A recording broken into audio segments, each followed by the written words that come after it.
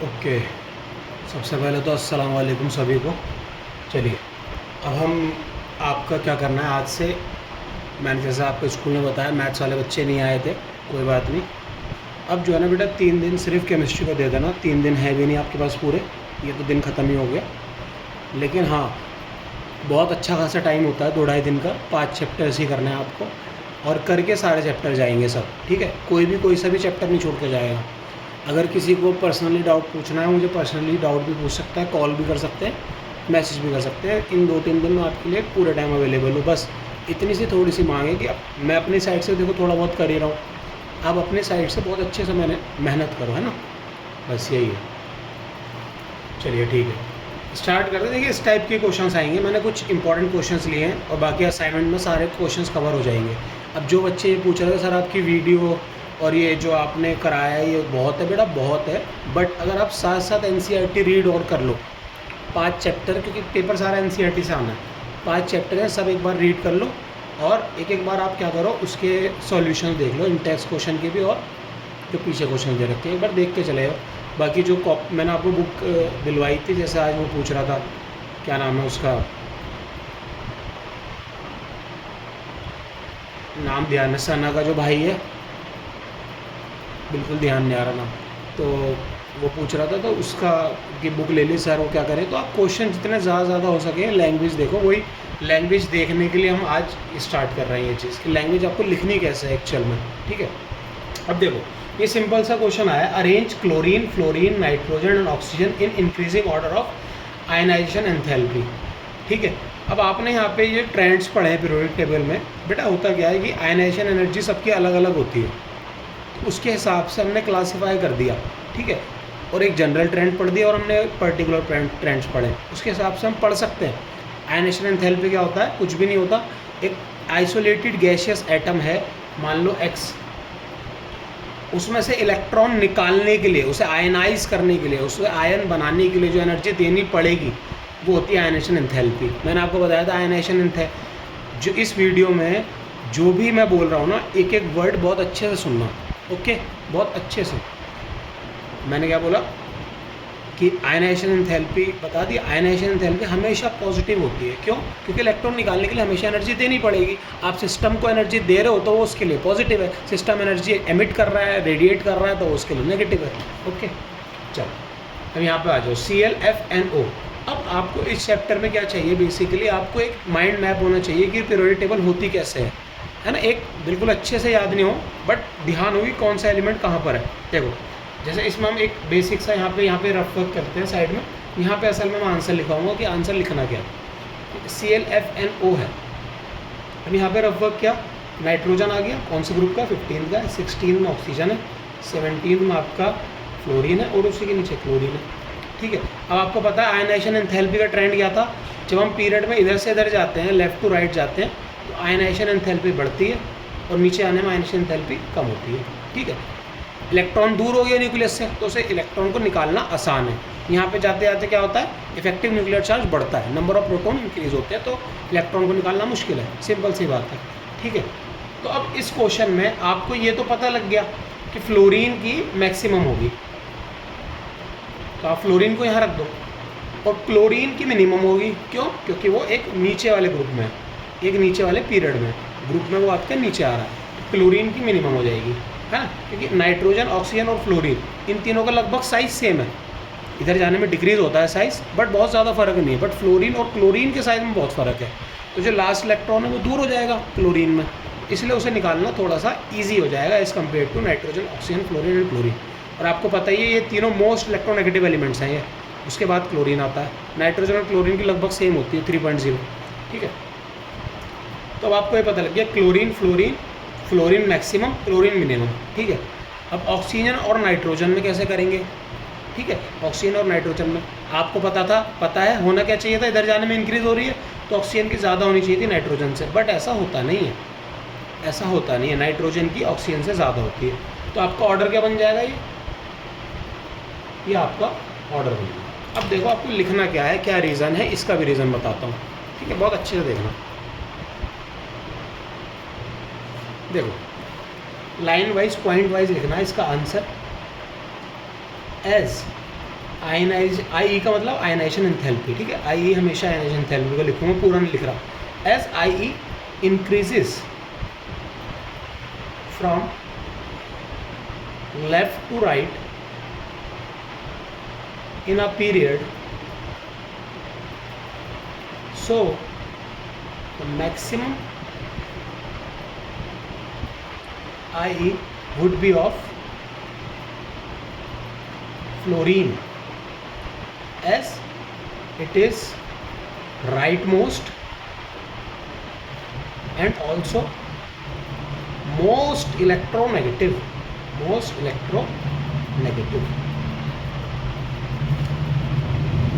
Now between, जो मैंने ये बताया था इसके रीज़न बता रहा हूँ, ऐसे लिखना है आपको पॉइंट वाइज, ये एक पॉइंट हो गया। दूसरा, now between oxygen and nitrogen, इसे मार्क कर दो, इसे मार्क कर दो, फ्लोरीन को मार्क कर दो, ठीक है।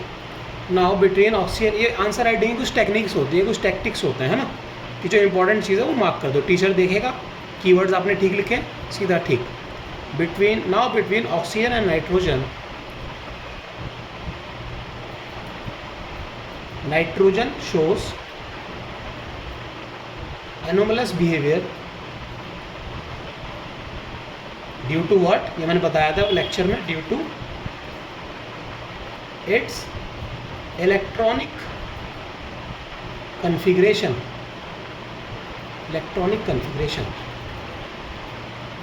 एज ऑक्सीजन की इलेक्ट्रॉनिक कन्फिग्रेशन लिखो, as oxygen have 1s2, 8 electrons हैं, 1s2, 2s2 and 2p4, and nitrogen has 7, 1s2, 2s2 and 2p3।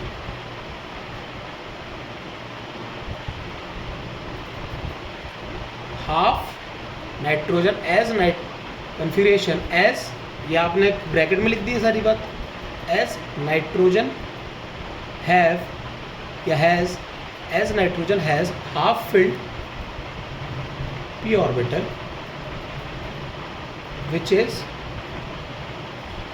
more stable than that of paired electrons in oxygen, so it is harder to, निकालने को क्या बोलेंगे, harder to ionize it, and chlorine lies in lower position या फिर lower period, so it will have, थोड़ी जगह कम पड़ गई, it will have lower ionization enthalpy due to its large size. देखो बेटा, अगर ये 5 या 4 नंबर में क्वेश्चन आए तो कितना अच्छे से लिखता है, ठीक है, ये बात समझ में आ गई सबको। और मैंने क्या बताया, वी हाफ फील्ड ऑर्बिटल, इसे मार्क करो, इट इज़ हार्डर को मार्क करो, आयनाइज, ठीक है, lower ionization enthalpy due to its large size. तो ये आपका ऑर्डर बन गया, और ये आपने इसकी सारी अच्छे से वो दे दी, जो भी आपको ये देनी थी, एक्सप्लेनेशन देनी थी, ठीक है। अब अगला क्वेश्चन है, ये क्वेश्चन बेटा लिख लो, ये क्वेश्चन बहुत इंपॉर्टेंट है, ये पेपर में आएगा ही आएगा, ठीक है। ये क्या लिखा हुआ है, why noble gases have large positive electron gain enthalpy, ठीक है। नोबल गैसेज की इलेक्ट्रॉन गेन एंथैल्पी लार्ज की होती है और पॉजिटिव वैल्यू की होती है, ठीक है। अब आपको इसमें 2-3 बातें क्या समझनी है, रफ वर्क इसमें कर लेते हैं, वरना इसमें जगह कम पड़ जाएगी। Large positive electron gain enthalpy क्या होता है, ये हमने बताया था, वीडियो में एक बार फिर बता देते हैं। अब आपको पता लग गया, पहले तो पॉजिटिव पता होना चाहिए। पॉजिटिव मतलब आप सिस्टम, ये आप एटम है, इसको एनर्जी दे रहे हो। पॉजिटिव इलेक्ट्रॉन गेन एंथैल्पी है मतलब कि वो इलेक्ट्रॉन लेना, इलेक्ट्रॉन गेन एंथैल्पी क्या होता है बेटा, इलेक्ट्रॉन को जब हमने एक इलेक्ट्रॉन दिया, ये x माइनस बना, इस प्रोसेस में जो एनर्जी इन्वॉल्व है उसे इलेक्ट्रॉन गेन एंथैल्पी कहते हैं। तो क्वेश्चन क्या कह रहा है, क्वेश्चन समझो पहले, why noble gases have large positive electron gain enthalpy. अब नोबल गैसेस की बहुत ज़्यादा हाई और पॉजिटिव वैल्यू की होती है इलेक्ट्रॉन की एंथैल्पी की। पॉजिटिव मतलब हमें उसे इलेक्ट्रॉन देने के लिए, उसे इस स्टेट में पहुंचाने के लिए बहुत ज़्यादा एनर्जी देनी पड़ती है, बहुत ज़्यादा एनर्जी देनी पड़ती है। अब एनर्जी देनी पड़ रही है मतलब वो खुद नहीं आ रहे चाह रहा, X माइनस वो खुद नहीं बनाना चाह रहा। अगर यहाँ पे क्लोरीन होता, वो इलेक्ट्रॉन खा के बहुत आराम से Cl माइनस बना देता है, इसलिए इसकी लार्ज नेगेटिव एनर्जी होती है इलेक्ट्रॉन की एंथैल्पी क्लोरीन की, है ना।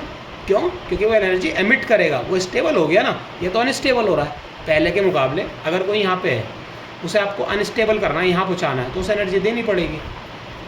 कोई यहाँ पर है, वो स्टेबल हो गया, तो उसको वो एनर्जी निकालेगा, सिंपल सी बात है, ठीक है। इसके पहले हाई थी, अब लो हो गई, तो एनर्जी एमिट करेगा, तो उसके नेगेटिव इलेक्ट्रॉन की एंथैल्पी होती है। ऐसे हेलोजेंस कह रहा हूँ, नोबल गैसेस की पॉजिटिव इलेक्ट्रॉन की एंथैल्पी होती है। ओके, इलेक्ट्रॉन की एंथैल्पी आपको पता ही है, इस प्रोसेस में जो एनर्जी इन्वॉल्व है। अब आप आंसर कैसे लिखोगे, अब इधर आ जाओ, देखो, why noble gases have large positive electron gain enthalpy. आप बहुत सिंपल से लिखोगे, एज नोबल गैसेस, देखो राइटिंग में देखो ठीक ठाक अच्छे से लिख रहा हूँ मैं, है ना, उस तरीके से आपको राइटिंग का भी ध्यान रखना। As noble gases have stable electronic, most stable भी लिख सकते हो आप, most stable electronic configuration in the periodic table, so it is hard to give electrons to them। ऐसे करके लिख दो। पहले से इलेक्ट्रॉनिक कॉन्फ़िगरेशन उनकी स्टेबल है, वो इलेक्ट्रॉन क्यों लेगा। सेकेंडली, द अपकमिंग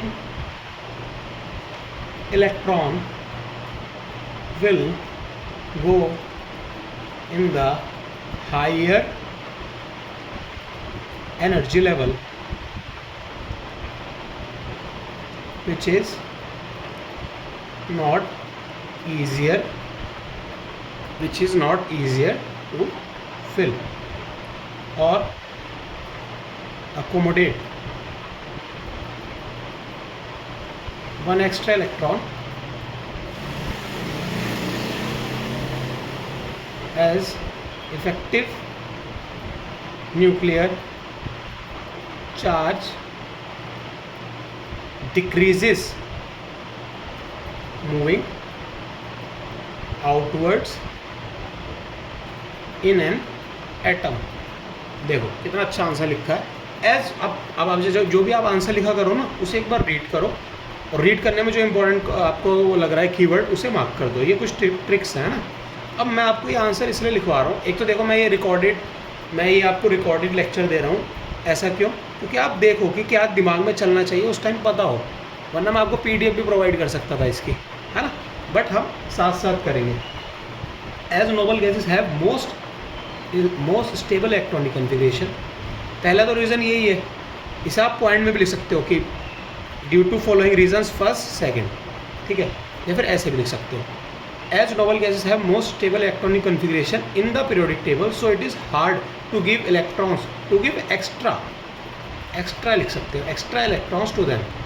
देखो मैं दोबारा से रीड कर रहा हूँ तो मेरे दिमाग में एक्स्ट्रा वर्ड्स आ रहे हैं कि मैं क्या क्या और ऐड कर सकता हूँ। मैं ऐड कर देता हूँ यहाँ पे, ऐसे करके ऐड कर दो, extra electrons to them।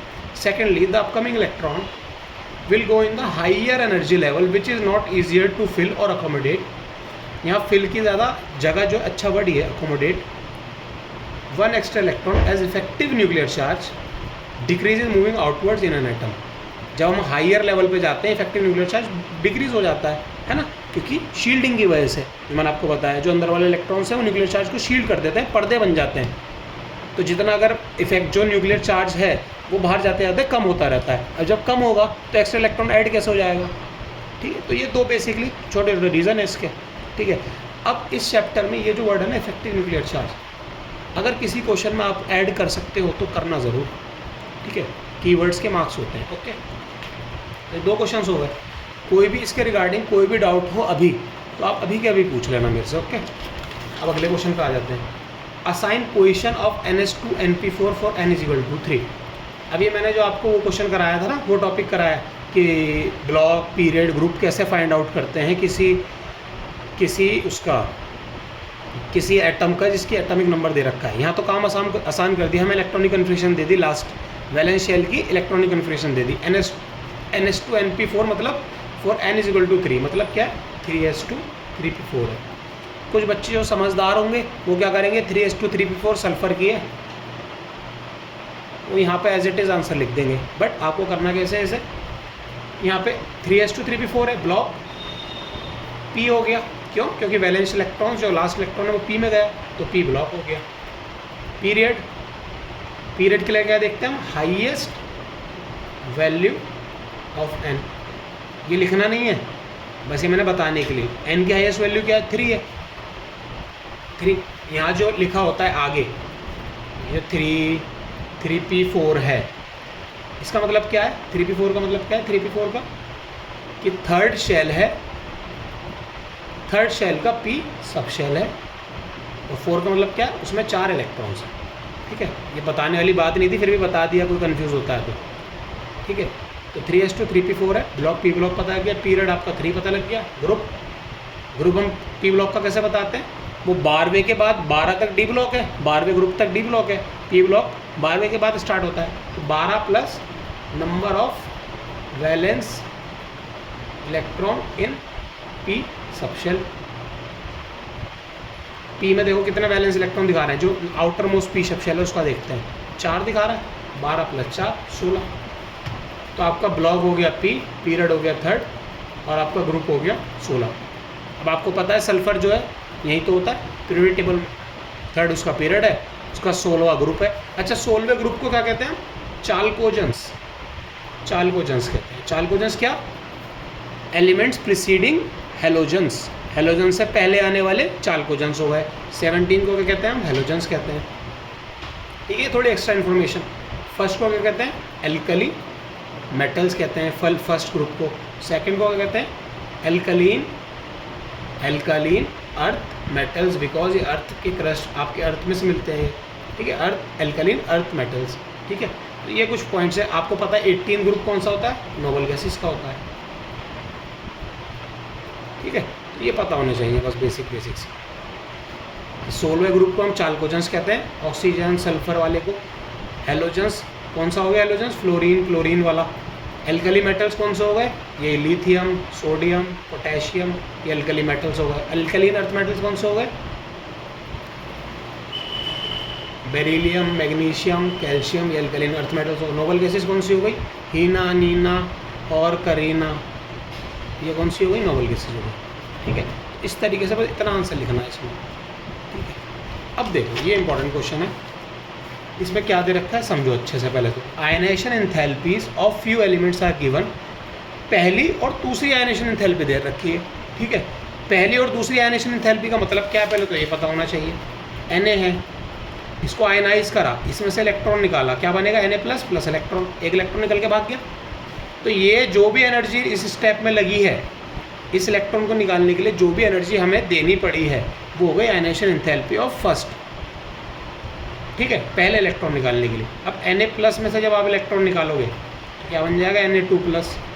इसकी जो होगी वो सेकेंड आयनाइजेशन एंथैल्पी कहलाएगी, क्योंकि दूसरी बार इलेक्ट्रॉन निकाला है ना, इस वजह से ये फर्स्ट है, ये सेकेंड है। ठीक है, अब यहाँ पे आ जाओ। First and second ionization enthalpy of few elements are given in kilojoule per mole, ये दे रखी है। आपको बताना आर रिएक्टिव मेटल, इनमें से रिएक्टिव मेटल कौन सा है, आयनाइजेशन एंथैल्पी के आधार पर। ठीक है, ये क्वेश्चन बेटा आने के चांसेस हैं। ठीक है, और रिएक्टिव मेटल, ऐसा भी एक क्वेश्चन जरूर आएगा, या तो आपको एटॉमिक नंबर देके देख लेगा, आपको इलेक्ट्रॉनिक कन्फिग्रेशन लिखनी पड़ेगी, या आपको इलेक्ट्रॉनिक कन्फिग्रेशन ही दे देगा सीधी। बाकी मैं जितना अभी तक देख रहा हूँ पेपर बहुत आसान आ रहे हैं, सब NCERT पे रखे हुए आ रहे हैं। मुझे तो फिजिक्स का पेपर भी आसान लगा था। सही है, a reactive metal, a noble gas, a reactive non metal. Paper में आसान मुश्किल कुछ नहीं होता, बस पढ़ा है या नहीं पढ़ा है, इतना फर्क है। ठीक है, अब अ रिएक्टिव मेटल, अब आपको पता है मेटल्स की, यहाँ पे metals have lower first ionization enthalpy. Metals की आयनाइजेशन एंथैल्पी कम होती है, मेटल्स की कम होती है ना। क्यों, क्योंकि आयनाइजेशन एंथैल्पी में हम क्या कर रहे हो, इलेक्ट्रॉन निकाल रहे हैं। अब मेटल्स की तो टेंडेंसी है इलेक्ट्रॉन डोनेट करने की, तो उसको थोड़ी सी एनर्जी देंगे, वो एनर्जी वो इलेक्ट्रॉन निकाल देगा अपना एनर्जी, वो इलेक्ट्रॉन एमिट कर देगा, सिंपल। ठीक है, तो यहाँ पे लोएस्ट पहली आयनेशन एंथैल्पी सबसे लोएस्ट कौन सी दिख रही है? ये वाली दिख रही है। अब देखो उसने एक इलेक्ट्रॉन निकाल दिया, x था, उसने एक इलेक्ट्रॉन निकाल दिया, x प्लस प्लस इलेक्ट्रॉन, तो इसमें हमें इस स्टेप में देनी पड़ी 500 किलो जूल पर मोल। अब x प्लस से जब हम इलेक्ट्रॉन निकाल रहे हैं तो उसमें हमने 7300 देनी पड़ रही है। इसका मतलब समझ रहे हो आप कि वो एल्कली मेटल है, कोई से एल्कली मेटल की बात हो रही है। क्यों?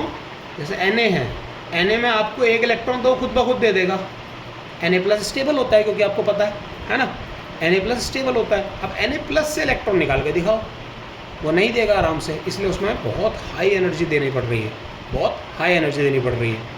तो ये आपका बी कौन सा हो जाएगा? रिएक्टिव मेटल आपका कौन सा है? बी। बस आपको इसमें आइडेंटिफाई करना था, कुछ ज़्यादा लिखना नहीं है, ये मैं एक्स्ट्रा इन्फॉर्मेशन बता रहा हूँ आपको। तो बी कौन सा हो जाएगा आपका? Reactive metal. ठीक है, ये भी पूछ सकता है, ये जो बी मेटल है, ऐसा भी पूछ सकते हैं, जो बी मेटल है ये हैलाइड कैसे बनाएगा? हैलाइड मतलब हेलोजन के साथ कंबाइन कैसे होगा? मतलब क्या मतलब है? जैसे एल्कली मेटल है, NaCl बनाता है ना, NaCl2 थोड़ी बनाता है, उसकी वैलेंसी 1 ही है, NaCl बनाएगा, क्योंकि आपको पता है ये Na है।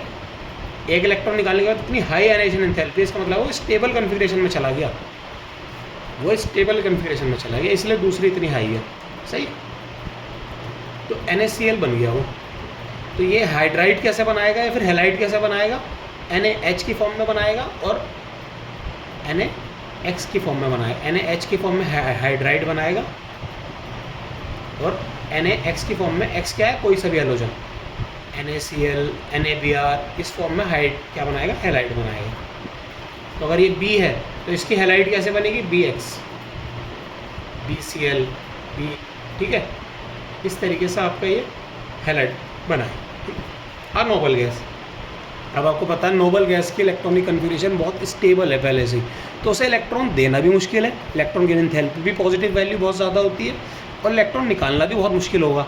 तो सबसे मुश्किल इसमें इलेक्ट्रॉन निकालना किस में लग रहा है? देखो 2372, 900, 1680, इसी यही है सबसे मैक्सिमम इसकी है। तो ये आपका ए क्या हो जाएगा? एक नोबल गैस, क्योंकि उससे इलेक्ट्रॉन निकालना मुश्किल है। दूसरी भी देखो हाई है। ठीक है, अब पहला निकाल, अब आपको पता है हमेशा पहले के मुकाबले दूसरी हाई होगी आयनेशन एंथैल्पी। ये भी क्वेश्चन बनता है, ध्यान से सुनो बेटा, ये क्वेश्चन है, इंपॉर्टेंट क्वेश्चन है कि पहली आयनेशन, चाहे कोई सा भी एलिमेंट हो, पहली हमेशा कम होगी, दूसरी हमेशा ज़्यादा होगी। देखो कोई सा भी देख लो, पहली कम है थोड़ी सी, मतलब इनमें देखो पहली 2000 है, दूसरी 5000 के करीब है, 500 है, 7300 चली गई, 900 है, 17, मतलब दूसरी हमेशा बढ़ी रही है। क्यों? क्योंकि जब आप पहला इलेक्ट्रॉन निकाल लोगे तो वो कटायन बना देगा। अब पॉजिटिव चार्ज है, वो पहले से बिकमुंगा हो गया, उसे इलेक्ट्रॉन की पहले से कमी हो गई, उसको भिखारी है वो, भिखारी से आप 10 रुपये और छीन रहे हो, वो तो और पकड़ के रखेगा ना अपने 10 रुपये, नहीं देगा वो 10 रुपये, अपने पैसे नहीं देगा। तो बस वही है, आपने पहले उसे भिखारी बना दिया, आयनाइज कर दिया, उसे इलेक्ट्रॉन ले लिया उससे, फिर आप उसे पॉजिटिव चार्ज आया हुआ उस पर, वो कैसे दे देगा इलेक्ट्रॉन दोबारा? इसलिए दूसरी एनर्जी हमेशा हाई होती है, दूसरी ionisation enthalpy. Reactive non metal, अब जो रिएक्टिव नॉन मेटल्स हैं उनकी आयनेशन एंथैल्पी हाईयर होती है, मॉडरेट रेंज में रहती है, ना मेटल्स की तरह इतनी कम होगी, ना नोबल गैस की तरह बहुत ज़्यादा होगी। तो बीच में कौन सा लग रहा है? ये दोनों ही बीच में है वैसे तो, लेकिन थोड़ी हाईयर साइड पे ही होती है, लोअर साइड पे नहीं होती। तो ये होगा डी, कौन सा हो जाएगा आपका? Reactive non metal. सही है, नॉन मेटल है, वो इलेक्ट्रॉन देना नहीं चाहता है ना, नॉन मेटल है, वो इलेक्ट्रॉन देना नहीं चाहता, ठीक है, लेकिन वो स्टेबल कन्फिग्रेशन भी नहीं है, तो उससे नोबल गैसेस के मुकाबले तो आसान है, बट फिर भी मुश्किल है इलेक्ट्रॉन निकालना, क्योंकि वो नॉन मेटल है, उसकी टेंडेंसी नहीं है इलेक्ट्रॉन डोनेट करने की। ओके, अब अगर मैं ये पूछ लूँ किसी से, ये क्वेश्चन में तो दे नहीं रखा 900 और 1760, देखो 900 है, पहली कम ही है, बहुत ज़्यादा नहीं है, तो ये कोई सा मेटल ही होगा। 1708, दूसरी भी बहुत ज़्यादा नहीं बढ़ी, तो इसका मतलब इससे आप 2 इलेक्ट्रॉन आराम से निकाल सकते हो। तो सी की अगर हम बात करें तो सी ऐसा होगा जिसमें से 2 इलेक्ट्रॉन निकाल सकते हो, मतलब कौन से? Alkaline earth metals. बेटा ध्यान से समझना है ना, एल्कलीन मतलब सी कोई सा एल्कलीन अर्थ मेटल है, जैसे Mg 2+ ही तो बनाता है, Mg+ हो जाता है पहले, फिर 2+ हो जाता है, 2 इलेक्ट्रॉन आराम से निकाल सकते हो, क्योंकि 2 इलेक्ट्रॉन निकालने के बाद ही उसके 10 वैलेंस इलेक्ट्रॉन्स होते हैं, तभी वो स्टेबल होता है। ठीक है, ये आपके 4 क्वेश्चन हो गए। अब अगला क्वेश्चन पे आ जाओ। अगला क्वेश्चन है वही जो घिसा पिटा क्वेश्चन हमेशा आ रहा है। अनायन जो है हमेशा अपने पेरेंट एटम से बड़े होते हैं, कटायन अपने पेरेंट एटम से छोटे होते हैं। तो अब आप इसे कैसे करोगे? सबसे पहले तो एक छोटी सी, इसमें आप जब भी ये क्वेश्चन आए एक छोटी सी रिएक्शन लिख दो कि ये आपका पेरेंट एटम था, इसमें आपने इलेक्ट्रॉन डाला, ये अनायन बन गया, ये आप लिख दो। अब यहाँ पे मार्क कर दो, ये इसका पेरेंट एटम है, ताकि कन्फ्यूज़न ना आपको हो ना टीचर को, ये अनायन। अब आप लैंग्वेज कैसे लिखोगे? Anions are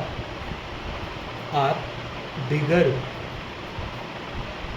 then their parent atoms. ये इलेक्ट्रॉन गेन एंथैल्पी वाले रिएक्शन लिखी है ना, parent atoms, because in the process of formation of an ion,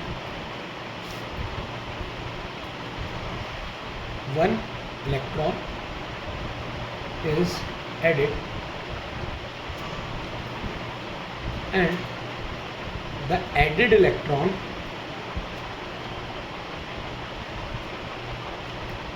will face more repulsion। पहला रीज़न तो ये हो गया, ठीक है, बिकॉज अब पहला आपको लिखना है क्योंकि क्या रीज़न क्या है, ठीक है। पहला रीज़न तो ये है कि electron will face more repulsion, और रीज़न क्या है उसका? Because number of protons remains same but number of electrons increases, which decreases the Z effective लिख सकते हो, effective nuclear charge, Z effective, and hence more repulsion between electrons increases, ऐसे में लिखना, इंक्रीजेस से लिखना, इंक्रीजेस द साइज ऑफ अनायन, ठीक है। ये मैंने बहुत बड़ी लैंग्वेज लिखी है, इतना लिखने की ज़रूरत नहीं है, आप छोटा पॉइंट भी लिख सकते हो कि अनायन में एक एक्स्ट्रा इलेक्ट्रॉन ऐड हुआ है और वो एक्स्ट्रा इलेक्ट्रॉन रिपल्शन फेस करेगा। क्यों? क्योंकि प्रोटॉन्स तो पहले भी 10 थे, अब भी 10 हैं, इलेक्ट्रॉन पहले 10 थे, अब 11 हो गए। अब जो 11वां इलेक्ट्रॉन है वो प्रोटॉन्स तो पहले जितना ही फोर्स लगाएगा, बट वो इलेक्ट्रॉन जो 11वां है वो रिपल्शन ज़्यादा लगाएगा आपस में, सही है। रिपल्शंस की वजह से इनका साइज़ इंक्रीज हो जाता है। यहाँ पे साइड में लिख दोगे साइज x माइनस बड़ा है x से, ये ऐसे छोटी छोटी बातें ऐड कर देगा। Anions are bigger than their parent atom because in the process of formation of an electron is added, the added electron will, जैसे ये लाइन लिखी in the process of formation of electron one है, तो ये लिखने की ज़रूरत नहीं है, बट अगर ये ज़्यादा मार्क्स का आ गया तो लिखना पड़ेगा, इसलिए लिखवाई है मैंने। Will face more repulsion because number of protons remain same but number of electron increases, which decreases the Z effective, hence more repulsion between electron, increase the size of atom, ठीक है। इस तरीके से लिख दो। Cl has more, अब ये बहुत important question, Cl has more negative electron gain enthalpy than fluorine, ठीक है। ये जो आपने क्वेश्चन करा था ना, नाइट्रोजन और ऑक्सीजन में नाइट्रोजन की क्यों ज़्यादा होती है? क्योंकि उसकी इलेक्ट्रॉनिक कन्फिगरेशन ऐसी है। वैसे ही बेरिलियम और बोरोन में भी होता है, ठीक है। बेरिलियम बोरोन में, बेरिलियम पीरियड में इधर है, फिर उसके बाद बोरोन है, तो बोरोन का ज़्यादा होना चाहिए था, बट क्या होता है, बेरिलियम का ज़्यादा होता है क्योंकि ये S में होते हैं यहाँ पे इलेक्ट्रॉन्स, ठीक है।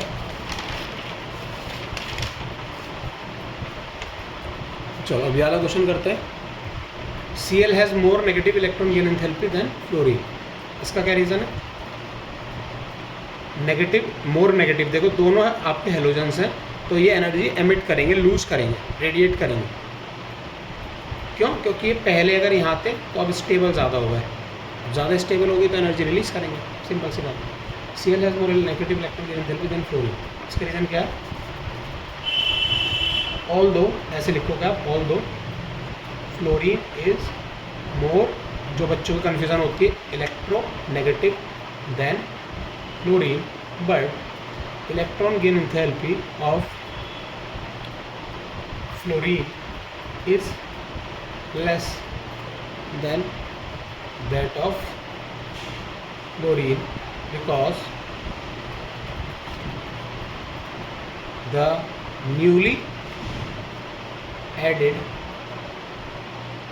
electron will experience more repulsions in case of fluorine due to its smaller size. इसका आप ये भी अगर जैसे इस क्वेश्चन को और बेटर बनाना है तो आप ऐसे लिख सकते हो, इसकी इलेक्ट्रॉनिक कन्फिगरेशन लिख दो। मैंने बताया था ना इस चैप्टर में आधे से ज़्यादा आंसर इलेक्ट्रॉनिक कन्फिगरेशन से होंगे। जो भी 2-3 चीज़ों में कंपेयर कर रहा है ना, कुछ मत करना, इलेक्ट्रॉनिक कन्फिगरेशन लिख देना और देख लेना कि किस वजह से ऐसा हो रहा है। सही है। तो फ्लोरीन की आपकी 9 इलेक्ट्रॉन्स हैं, 1s2 2s2 2p5। क्लोरीन के आपके 17 इलेक्ट्रॉन्स हैं, 1s2 17 लिख दो नीचे, 2s2 2p5 2p6 3s2 3p5। ठीक है। तो यहाँ न्यू इलेक्ट्रॉन जो आएगा वो इसमें जाएगा, यहाँ पे इसमें जाएगा, इसमें जाएगा तो ये छोटा है, यहाँ पे रिपल्शन ज़्यादा होंगी, और इसमें जाएगा तो ये थोड़ा बड़ा है, इसमें रिपल्शंस कम होंगी।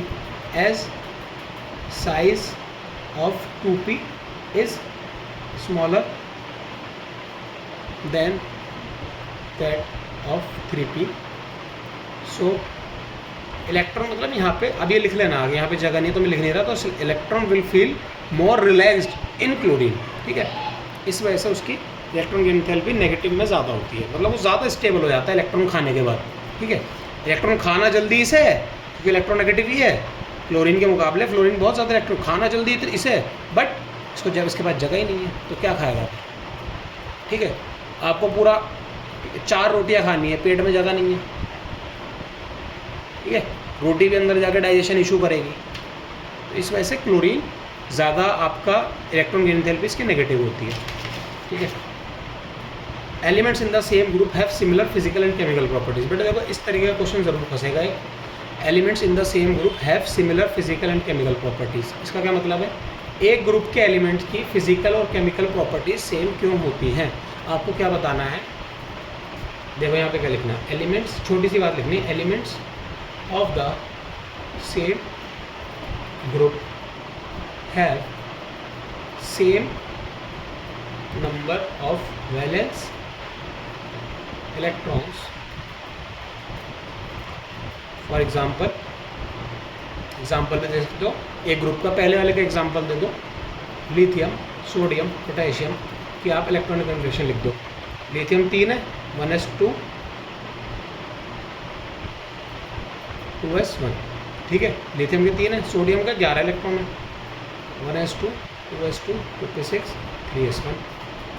पोटेशियम के 4s1 होगा। ठीक है। तो वैलेंस इलेक्ट्रॉन सबका सेम है। Elements of the same group have same number of valence electrons and as we know the property of element